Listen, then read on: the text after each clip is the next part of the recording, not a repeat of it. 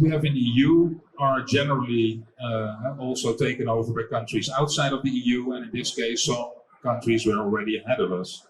Dropshipping, so taxing VAT and collecting it from the seller when you sell it to a country far, far away, is a phenomenon that we already know in 90 countries for services, but also for sales of goods, packages that are sold.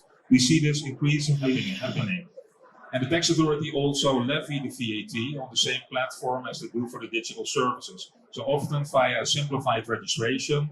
And on the screen you can see the countries that are already doing it. For example, Australia and New Zealand have this. I will show it on the screen. But also Latin American countries are starting to do that. Norway has the VAT on e-commerce dedicated registration. And even in the US, you can see this remote nexus phenomenon coming up. So if you have large volumes of sales into the US, you even may have to deal with sales tax in the US. So this is really a trend that is happening.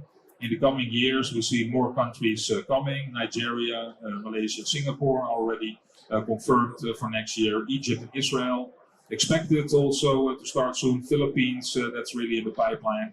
So this is something that, like the VAT on digital services, will have an impact when you sell outside of Europe.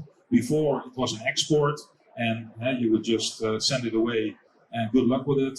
That's no longer the case. If you sell B2C, then you are likely to be challenged by the foreign tax authorities. And on top of that, what we see also in digital services, they will also start to levy digital service taxes, so more corporate income type of taxes. So once you are in the net via the VAT, they will lure you in further and potentially also deal with local e-invoicing requirements, as is the case, for example, in Taiwan, because your customers have to participate in a lottery, so you have to buy the numbers from the government so they can participate. That is a big change. Now VAT, how is it collected from sellers in other countries? Various methods. Sometimes it's collected by the bank or credit card issuer. More often it's a simplified system, but also in some cases you need to deal with a standard VAT registration and even appoint a fiscal representative. Now here you see some examples. Imagine you're a German seller selling out of Germany via your website goods below Australian or New Zealand dollar 1,000.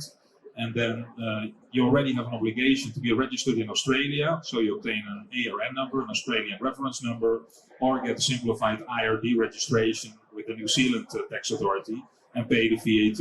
And in New Zealand, you can also opt to do it on purchases below 1,000. So there you have the option to do it basically for all sales.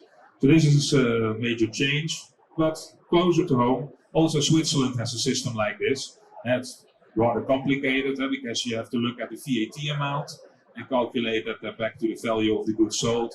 You have a threshold of 100,000 Swiss francs. But then once you're targeted, you have to appoint a fiscal representative. So you have to choose some kind of domiciliation in Switzerland and start paying Swiss VAT. The good news is the Swiss VAT registration also applies to sales to Liechtenstein. So no extra VAT registration needed for that.